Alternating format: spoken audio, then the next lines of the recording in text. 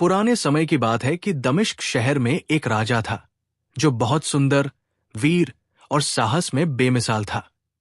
उसका नाम शाहर था। उसे शिकार का बहुत शौक था, यहां तक कि वो हर समय शिकार के खेल में लगा रहता था। जब वो शिकार खेलने के लिए निकलता तो अपनी सेना को छोड़कर अकेले ही जंगलों और बिहड़ों में शिकार खेलता फिरता और जंगली जानवरों का पीछा करता रहता। एक दिन वो शिकार खेलते हुए अपनी सेना से बहुत दूर निकल गया। उस समय धूप बहुत तेज थी और राजा बहुत थक गया था।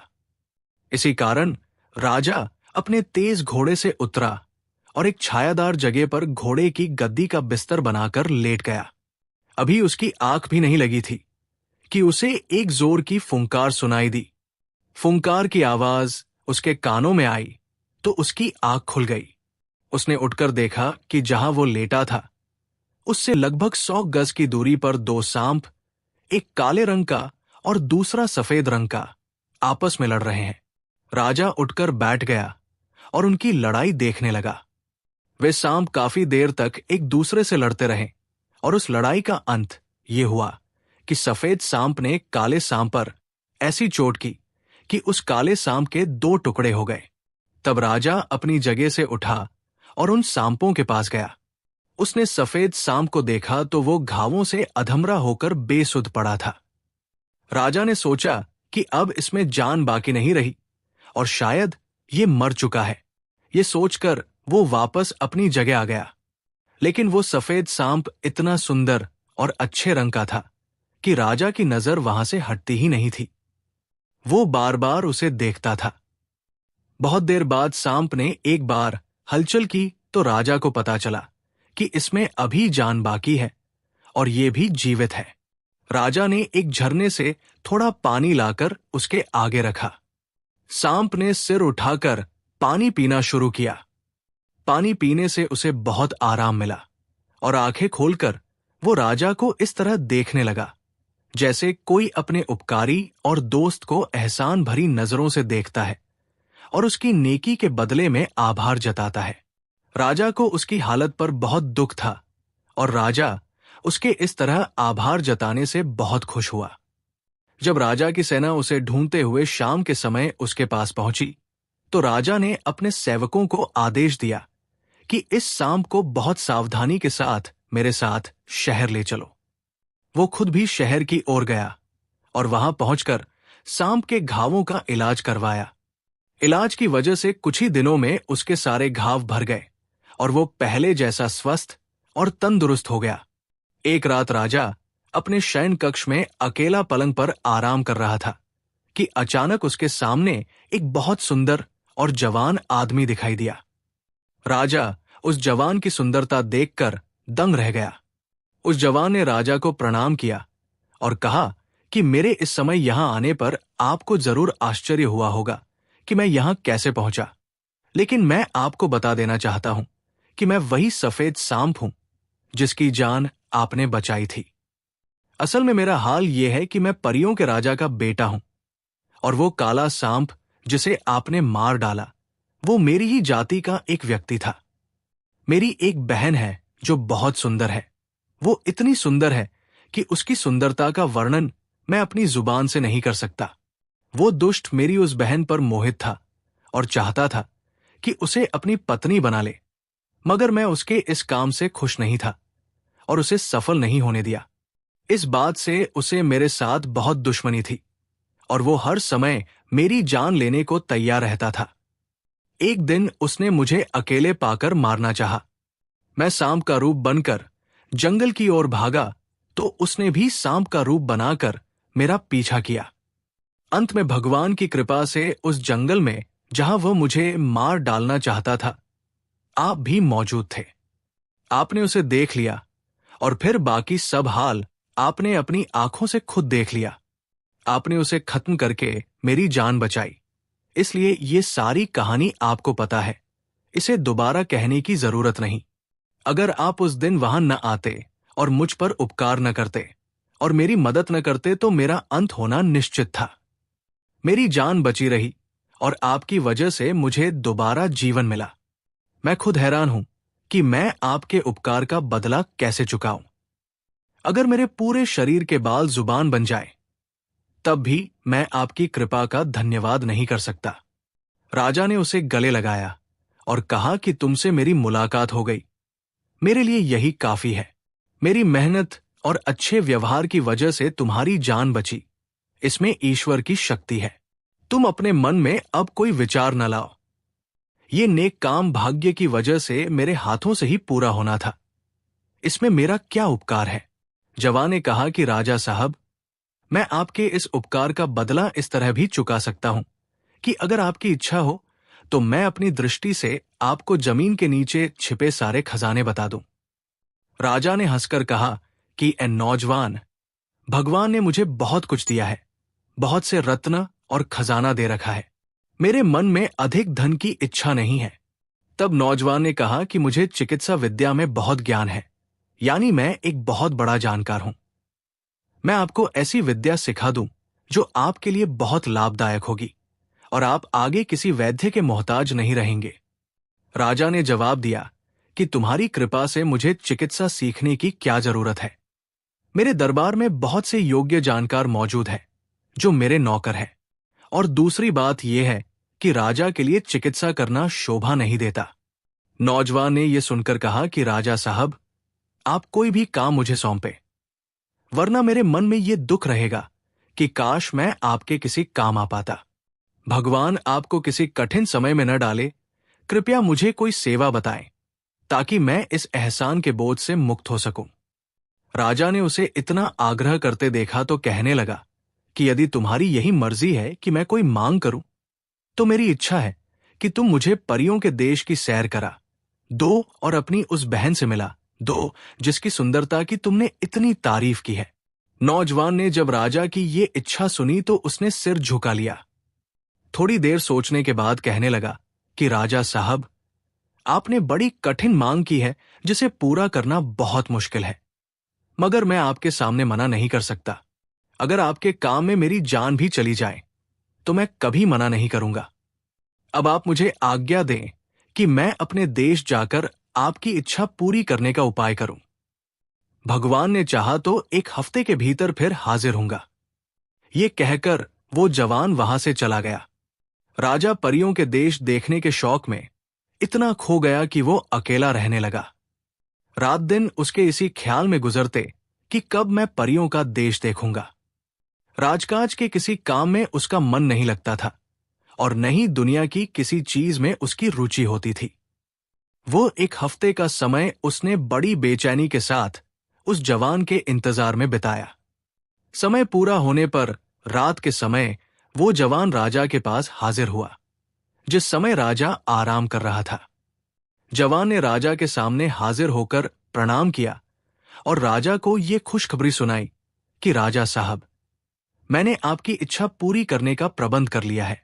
आप जिस समय चाहें मेरे सिंहासन पर बैठकर परियों के देश चलें। राजा ने कहा कि मुझे तो ये 7 दिन काटने भी बहुत मुश्किल हो गए थे, अब एक पल की देरी भी मुझे स्वीकार नहीं। अगर तुम्हें कोई तकलीफ न हो तो मुझे इसी वक्त परियों के देश ले चलो। जवान ने कहा कि मुझे कोई परेशानी नहीं है। फिर उसने आसमान की तरफ देखकर हाथ का इशारा किया। उसके इशारा करते ही 4 परियां एक बहुत सुंदर सिंहासन लेकर हाजिर हो गई, जिस पर हीरे और मोती लगे हुए थे। राजा और वो जवान उस पर बैठ गए और परियों को आदेश दिया कि हमें परियों के देश ले चलो। परियों ने सिंहासन को अपने कंधों पर रखकर उड़ना शुरू किया और पल भर में उन दोनों को परियों के देश पहुंचा दिया। राजा वहां के महल और बाजार देखकर बहुत हैरान हुआ कि वो कितना सुंदर स्थान था। उसकी नजर जिस स्त्री या पुरुष पर पड़ती वो बहुत सुंदर लगता।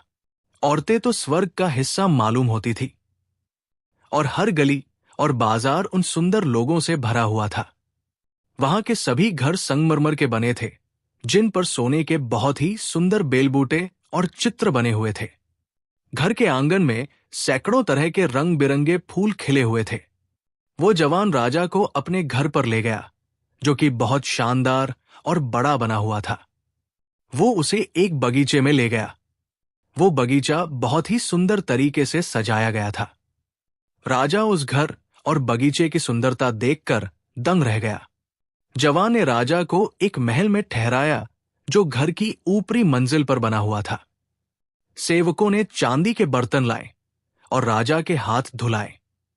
सुंदर बिस्तरों पर राजा को बैठाया गया और राजा के आराम के लिए हर तरह का सामान और स्वादिष्ट भोजन पेश किया गया।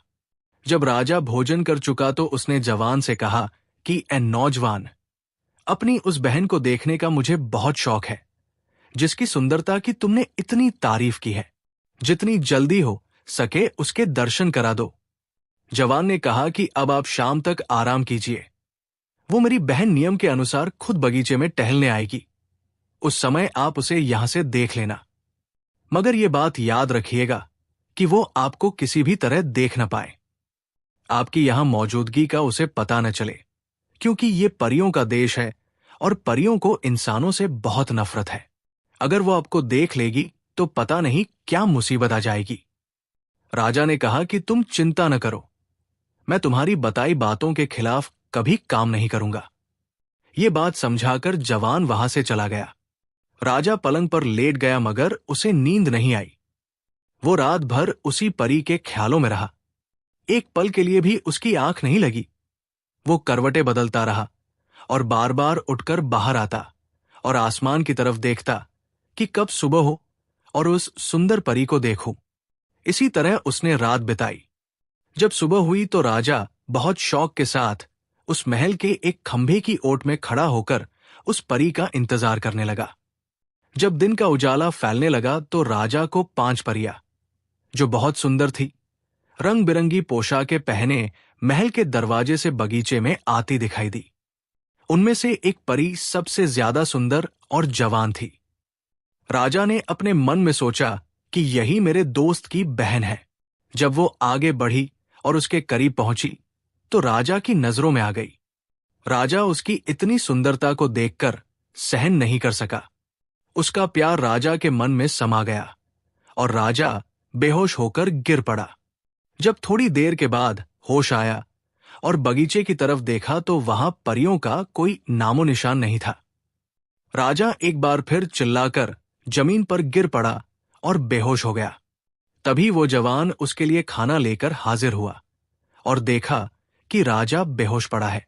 उसने तुरंत दौड़कर गुलाब जल लाया और राजा के चेहरे पर छिड़का और इस तरह उसे होश में लाया। राजा ने आंख खोलकर जवान की तरफ देखा और फिर एक दर्द भरी आह भरकर आंखें बंद कर ली। जवान ये देखकर बहुत परेशान हुआ और पूछने लगा कि आपकी ये हालत क्यों हुई। राजा बहुत रोने लगा। जवान ने कहा कि जब तक आप अपना हाल नहीं बताएंगे, कारण नहीं बताएंगे कि आपकी ये हालत क्यों हुई, तब तक आपकी बीमारी का इलाज नहीं हो सकता। आप शर्म और संकोच को दूर कीजिए और जिस वजह से आपको तकलीफ पहुंची है उसके बारे में मुझे बताइए। जब राजा ने जवान को इतना आग्रह करते देखा तो विवश होकर उसने अपने दिल का सारा हाल कह दिया। जवान ये सुनकर बहुत देर तक चिंता में रहा। बहुत सोचने के बाद कहने लगा कि मैंने आपकी जान बचाने के लिए जहां तक हो सका आपकी आज्ञा का पालन किया, मगर ये नई बात जो आपके दिल में पैदा हुई है ये बहुत अजीब है। मेरी बुद्धि इसमें काम नहीं करती और आपकी इच्छा का पूरा होना मेरी समझ में नहीं आता। जवान के मुंह से निराशा की ये बातें सुनकर राजा के चेहरे पर उदासी छा गई और वो फिर बेहोश हो गया। जवान को बहुत दुख हुआ कि मुझे राजा को इस तरह साफ जवाब नहीं देना चाहिए था। उसने फिर राजा को होश में लाया और कहने लगा कि राजा साहब, धीरज रखिए, मैं आपके दिल की स्थिति को समझता हूं और जहां तक मुझसे हो सकेगा मैं आपकी मदद करूंगा। मैं इस मामले में किसी तरह की कमी नहीं रखूंगा। बाकी किसी भी काम का होना भाग्य के हाथ में है। राजा को उसकी ये सांत्वना सुनकर बहुत हौसला मिला और वो उठ बैठा। जवान ने उसे आग्रह करके कुछ खाना खिलाया और फिर ये कहकर चला गया कि आप भगवान की कृपा से अपने मन को खुश रखें। मैं आपकी इस मुराद को पूरा करने में लग जाता हूं। जो कुछ भी परिणाम निकलेगा शाम को आपके पास आकर बता दूंगा। राजा ने उसकी बहुत प्रशंसा की और कहा कि जैसे मैंने तुम्हें उस विपत्ति से बचाया था, वैसे ही अगर मेरा काम पूरा हो गया तो मैं समझूंगा कि तुमने मेरा उपकार चुका दिया और तुमने मुझे दोबारा जीवित कर दिया। जवान राजा से विदा होकर अपनी बहन के पास गया और उसे कहने लगा कि मेरी प्यारी बहन, मैं अच्छी तरह जानता हूं कि तुझे मुझसे बहुत प्यार है और मेरी जान तुझे बहुत प्यारी है। तुमने जिस तरह मेरी जान बचाने का हाल सुना कि किस तरह उस राजा ने मेरी उस सांप से जान बचाई थी। अब मेरे उस उपकारी राजा ने मुझसे एक ऐसी मांग की है जिसे पाना तुम्हारी मदद के बिना संभव नहीं है। अगर तुम मुझे ये वादा दो तो बात तुम्हारे सामने मैं कह दूं। परी ने अपने भाई की ये बात सुनी तो कहने लगी कि वादा देने की क्या जरूरत है। मैं ऐसे दयालु इंसान के लिए जो हो सकेगा वो करूंगी और इस काम को करने में कमी नहीं रखूंगी। तुम मुझे उसकी मांग बताओ। जवान ने फिर कहा कि जब तक तुम वादा नहीं करोगी मैं तुमसे कुछ न कह सकूंगा। तुम वादा करो और स्वीकार करो कि जो कुछ उसने मांगा है वो पूरा करोगी। विवश होकर परी ने अपने भाई को वादा किया और उस समय जवान ने राजा को परियों के देश में लाने और उसे अपने महल में ठहराने और फिर परी को देखकर उस पर मोहित हो जाने का सारा हाल सुनाया। फिर उसको समझाया कि देखो, उस राजा की वजह से तुम्हारे भाई की जान बची है, उसका मुझ पर बहुत हक है। अब उसकी मांग पूरी करने में तुम्हें कोई सोच विचार नहीं करना चाहिए। परी ने जब भाई की बात सुनी तो गुस्सा होकर कहने लगी कि भाई, तुम्हें शर्म नहीं आई? तुम भाई होकर मुझसे ऐसा वादा लेने की बात करते हो? मुझे ऐसा वादा तुमने करवा लिया जो कभी सुनने में नहीं आया। तुमने मुझे धोखा दिया है। भला वह राजा इंसान है और हम परिया, हमारा और उसका क्या मेल? तुम जरा फिर से अपने दिल में सोचो और ईमानदारी से बताओ कि क्या मैं सच कहती हूं या नहीं। जवान ने कहा कि मेरी बहन, तुम बिल्कुल सच कहती हो, मगर अगर ईमानदारी से देखो तो मैं भी गलत नहीं हूं, क्योंकि जिस व्यक्ति ने मेरी जिंदगी बचाई, जिसने मुझे दोबारा जीवन दिया, मैं उसकी मांग पूरी करने से कैसे मना कर सकता हूं?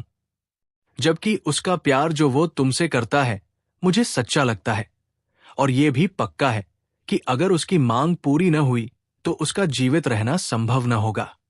अंत में उस जवान ने अपनी बहन को तरह तरह के बहानों से मना लिया और परी राजी हो गई। उसने राजा से विवाह करना मंजूर कर लिया, मगर फिर साथ ही एक शर्त भी रख दी कि राजा से कह दो कि मैं जिंदगी में जो कुछ करूंगी और जो कुछ कहूंगी उसमें किसी तरह भी वो दखल न देगा और जो कुछ मैं करूंगी वो देखकर चुप रहेगा और कभी मुझसे उस बारे में नहीं पूछेगा कि मैंने ये काम क्यों किया। अगर उसने इसके खिलाफ किया, मेरी बात ये न मानी और मेरे किसी काम में दखल दिया या मुझसे कारण पूछा, तो फिर मैं उसके पास बिल्कुल नहीं रहूंगी। जवान ने बहन की बात सुनकर कहा कि बहुत अच्छा, मैं राजा को इस बात पर राजी कर लूंगा। अपनी बहन के पास से उठकर जवान राजा के पास आया और सारा हाल उसके सामने कह दिया और अपनी बहन की शर्त भी बता दी कि राजा साहब, मेरी बहन कहती है कि तुम उसके साथ जिंदगी में कभी भी जो कुछ वो करेगी उसके बारे में कभी नहीं पूछोगे कि उसने ऐसा क्यों किया। राजा ने कहा कि ये क्या बात है, मैं कभी भी उसके किसी काम में दखल नहीं दूंगा, कभी उससे कोई बात नहीं पूछूंगा। राजा तो मन ही मन खुश था कि परी विवाह के लिए राजी हो गई। संक्षेप में, उसी रात को परी का विवाह राजा के साथ हो गया, मगर उन्होंने परियों के देश में रहना ठीक नहीं समझा और उसी समय एक सिंहासन जो हीरे जवाहरात से सजा हुआ था, उस पर बैठकर राजा अपनी पत्नी परी को लेकर दमिश्क पहुंच गया और सुख के साथ अपनी जिंदगी बिताने लगा। राजा का यह हाल था कि दिन भर उस परी का चेहरा देखता रहता और उसके पास बैठने के अलावा वो अपनी दूसरी रानियों के पास बिल्कुल नहीं जाता था और न उनसे कोई प्रेम रखता था। एक साल बीत गया और फिर परी से राजा के यहां एक लड़का पैदा हुआ जिसके रूप और सुंदरता का कोई मुकाबला नहीं था। राजा ने उस लड़के के जन्म की खबर सुनी तो बहुत खुश हुआ और उसको देखने के लिए महल में गया। परी ने लड़के को उठाकर राजा की गोद में दे दिया। राजा उस बच्चे की सुंदर सूरत देखकर उस पर पूरी तरह मोहित हो गया और पिता के प्रेम से मजबूर होकर बार बार उसे प्यार करता और अपने सीने से लगाता। थोड़ी देर के बाद परी ने उस लड़के को राजा की गोद से उठा लिया और पास ही रखी जलती हुई अंगीठी में डाल दिया। राजा परी की ये हरकत देखकर दंग रह गया और उस बच्चे की सूरत को याद करके बहुत दुखी हुआ। उसे बहुत गुस्सा भी आया, पर उसे अपना वादा याद आ गया। वो मन ही मन सोचने लगा कि उसकी पत्नी परी ने क्या हरकत की। छोटे से मासूम बच्चे को उठाकर अंगीठी में डाल दिया। वो ये पूछना चाहता था, मगर उसे अपना वादा याद आ गया और वो चुपचाप महल से बाहर चला गया। वो परी से पूछ न सका कि उसने ऐसा जुल्म क्यों किया। वो कई दिनों तक दुखी रहा और रोता रहा कि परी ने ये बहुत बुरा किया। लेकिन कुछ समय के बाद उसका दुख कम हो गया। वो दोबारा परी के पास गया और फिर उसकी सूरत देखकर सारा गम भूल गया और फिर सुख सुविधाओं में लग गया। इसी दौरान वो परी फिर मां बनने वाली थी और समय पूरा होने के बाद उसके यहां एक बेटी का जन्म हुआ, जिसकी सुंदरता का वर्णन शब्दों में नहीं हो सकता। राजा उस बेटी को देखकर बहुत खुश हुआ और अपने बेटे का दुख भूल गया। बड़े शौक से उसको अपनी गोद में लेकर उसे खिलाने लगा। फिर उसको थोड़ी देर के बाद परी को वापस कर दिया। इतने में सामने से एक कुतिया आई। परी ने बेटी को एक कपड़े में लपेटकर उस कुतिया के आगे डाल दिया। वो उसे अपने मुंह में उठाकर पल भर में वहां से गायब हो गई। राजा ने जब यह देखा तो उसको परी की इस हरकत पर बहुत गुस्सा आया। वो अपनी जगह से उठ खड़ा हुआ और चाहता था कि तलवार निकालकर परी का काम तमाम कर दे, मगर फिर उसे जवान की बात याद आ गई कि परी ने कहा था, मेरे किसी काम में दखल मत देना। गुस्सा तो आया मगर चुप हो गया और कई दिनों तक गम और गुस्से में रहा। फिर कुछ समय के बाद उसकी स्थिति ठीक हो गई और वो परी के साथ फिर प्रेम से रहने लगा। राजा को परी के साथ इतना लगाव और प्रेम था और वो उसकी सूरत पर इतना मोहित था कि जब से परी उसके जीवन में आई, उसके रात और दिन सुख सुविधाओं में बीतने लगे और उसके सिवा उसे किसी चीज का ध्यान न था। राजकाज के कामों की तरफ तो वो बिल्कुल ध्यान नहीं देता था। उसका परिणाम ये हुआ कि पड़ोस के कुछ देशों के राजाओं ने मिलकर ये फैसला किया कि दमिश्क के राज्य पर हमला कर देना चाहिए और दमिश्क की सत्ता उससे छीन लेनी चाहिए। जब दमिश्क शहर के करीब दुश्मनों की फौजें आ गई, तब राजा को जानकारी मिली और मजबूरन उसे उस समय महल से बाहर निकलकर अपनी फौज को लड़ने का आदेश देना पड़ा। मगर राजा की लापरवाही की वजह से राज्य में बहुत अव्यवस्था फैल गई थी और स्थिति बहुत खराब थी। फौज के पास जिस तरह का सामान होना चाहिए था वो बिल्कुल नहीं था। हथियार तैयार नहीं थे और इतना समय नहीं था कि अब उन्हें ठीक किया जाता। विवश होकर जैसे भी सैनिक मौजूद थे, उन्हें लेकर राजा शहर से निकला और नदी के किनारे, जिसके दूसरी तरफ दुश्मनों का लश्कर था, अपना मोर्चा लगा दिया। और क्योंकि वो परी से एक पल के लिए भी अलग होने की हिम्मत नहीं रखता था, इसलिए उसे भी अपने साथ ले गया। कई दिनों तक लड़ाई चलती रही। राजा को अपने एक मंत्री पर बहुत भरोसा था, जिसे उसने अपनी फौज के इंतजाम पर लगाया था। उधर खाने पीने का जो भी सामान फौज के पास था वो खत्म हो चुका था। मंत्री ने, जिस पर राजा बहुत विश्वास करता था, राजा की ये हालत देखी तो उसने मौका देखकर दुश्मनों के साथ हाथ मिला लिया और उनसे धन लेकर वादा किया कि मैं किसी तरह से राजा को खत्म कर दूं। मंत्री ने साजिश करके शराब में जहर मिला दिया तो परी ने अपनी शक्ति से ये जान लिया और उस शराब को फेंकने का आदेश दे दिया और खाने पीने की चीजें भी नष्ट करवा दी। जब राजा युद्ध से थककर शाम को वापस आया और खाना मांगा तो उसको पता चला कि खाने के लिए कोई चीज मौजूद नहीं है, क्योंकि जो शराब और खाना मंत्री ने भेजा था उसे परी ने फेंकवा दिया था। राजा ये सुनकर गुस्से से भर गया और कहा कि देखो, इस बुरी औरत ने मुझको इस कदर दुख पहुंचाया है कि मेरे सुंदर बच्चों को बेमौत मार डाला और मैं अपने वादे पर कायम रहा और इससे कभी न पूछा कि इसने ऐसा क्यों किया। लेकिन अब तो ये मेरी जान के पीछे पड़ गई है। अब तो मैं इसकी सुंदर सूरत को लेकर क्या करूंगा। ये सोचकर वो बोला कि मैं अब इस बेकार औरत को कहां तक माफ करूं। तूने तो हद कर दी है। अब इससे ज्यादा मैं सहन नहीं कर सकता। परी ने कहा कि क्या बात हुई है जो आप मेरे पास इतने गुस्से में आए हैं? राजा ने कहा कि तुझे शर्म नहीं आई कि मैंने तेरे प्यार में दुनिया भर को और राजकाज को हाथ से खो दिया और उस वादे का पालन करता रहा जो मैंने विवाह के समय तुझसे किया था कि मैं तेरी किसी भी हरकत में दखल नहीं दूंगा और तेरे किसी भी गलत काम के बारे में तुझे न पूछूंगा। अपने प्यारे मासूम बच्चों को तेरे हाथों मरवा दिया, लेकिन अब तू मेरी भी जान लेने के पीछे पड़ गई है, तो बता मैं क्या करूं? ये बातें राजा के मुंह से सुनकर परी गुस्से में आ गई और राजा से कहने लगी कि आपने अपने वादे को तोड़ा है और मुझे गलत कह रहे हैं। तो ठीक है, मैं अब सारी बातें इसी वक्त बता देती हूं जो कुछ मैंने किया। लेकिन अब आपने वादा तोड़ दिया है तो अब मेरा और तुम्हारा कोई रिश्ता नहीं रहेगा और तुम्हारा पछताना भी बेकार जाएगा। ये कहकर परी ने राजा से शराब में जहर होने का सारा हाल बताया और कहा कि अगर आपको मेरी बात पर विश्वास नहीं कि आपके मंत्री ने शराब में जहर मिला दिया तो मंत्री को जरा मेरे सामने बुलाएं। राजा ने ये बात सुनकर उसी समय मंत्री को बुलाया। जब मंत्री हाजिर हुआ तो राजा ने थोड़ी सी शराब जो परी ने एक बर्तन में रख ली थी उसे मंत्री के सामने रखा और उससे कहा कि इसे पी ले।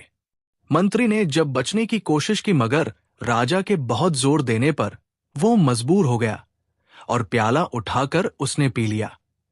शराब पीते ही मंत्री का दम निकल गया और वो मर गया। परी ने राजा से कहा कि अब आपको विश्वास आया कि जो कुछ मैंने आपसे कहा था वो सच था। अब अपने बच्चों का हाल सुनिए। मैंने जो आपके बेटे को अंगीठी में डाला था वो आग नहीं थी, बल्कि आपके देखने में वो अंगीठी दिखाई देती थी।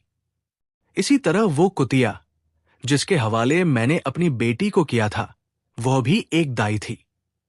मैंने इसीलिए उन दोनों को उनके पास भेज दिया था कि मैं और आप उनकी परवरिश की तकलीफ से बच जाएं और वे दोनों सुरक्षित और जीवित रहें। मुझे पता था कि आप पर कभी भी कठिन समय आ सकता है। मैंने बेटे का नाम केकबाद और बेटी का नाम बिलकिस रखा है।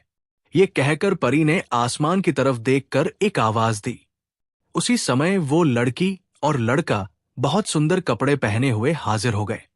राजा ने अपने दोनों बच्चों को देखा तो दौड़कर उन्हें अपने गले से लगा लिया और बहुत खुश हुआ और अपने मन में बहुत शर्मिंदा हुआ कि मैंने परी का बिना वजह दिल दुखाया है। परी कहने लगी कि अब मैं तुम्हारी लड़ाई के काम को भी पूरा कर देती हूं। ये कहकर राजा से कहा कि तुम उस स्थान पर जाकर ठहरो। राजा अपनी फौज के साथ परी के बताए अनुसार एक स्थान पर आ गया जहां पानी बहुत कम था। जब उसने उस स्थान पर अपनी सेना को रोका तो राजा के दुश्मनों को पता चला तो उन्होंने उसका पीछा किया। जब रात हुई तो परी ने अपने भाई को परियों के देश से बुलाया और उसे सारा हाल बताया और कहा कि राजा ने वादा तोड़ दिया है, इसलिए अब मेरा और इसका साथ रहना संभव नहीं है, मगर मैं इसके दुश्मनों को हराना चाहती हूं। भाई ने ये हाल सुनकर तुरंत परियों को बुलाकर एक बड़ा लश्कर इकट्ठा किया और रात में राजा के दुश्मनों की फौज को खत्म कर दिया और राजा को उसका राज्य वापस दिलवा दिया। दूसरे दिन राजा अपने शहर में वापस आया और परी के पैरों में गिरकर उससे अपनी गलती की माफी मांगने लगा। परी ने कहा कि राजा साहब, अब यह मुमकिन नहीं कि मैं तुम्हारे पास रहूं, क्योंकि हमारी जाति का ये नियम नहीं है कि हम जो बात मुंह से निकाल दे उसके खिलाफ काम करें।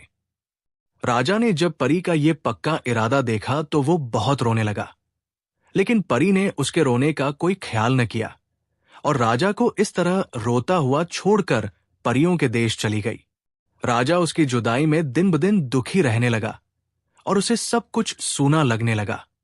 उसकी रुचि किसी चीज में नहीं थी। परी के भाई ने भी अपनी बहन को बहुत मनाया कि वो राजा के पास जाए, लेकिन परी ने साफ मना कर दिया कि अब कुछ नहीं हो सकता। विवश होकर राजा ने राजपाट छोड़ दिया और ईश्वर की भक्ति में लग गया। उसने सारा राज्य अपने बेटे केकबाद को सौंप दिया जो परी से पैदा हुआ था। राजा ने कुछ दिनों के बाद प्राण त्याग दिए और केकबाद बहुत समझदारी और योग्यता से राज्य चलाने लगा।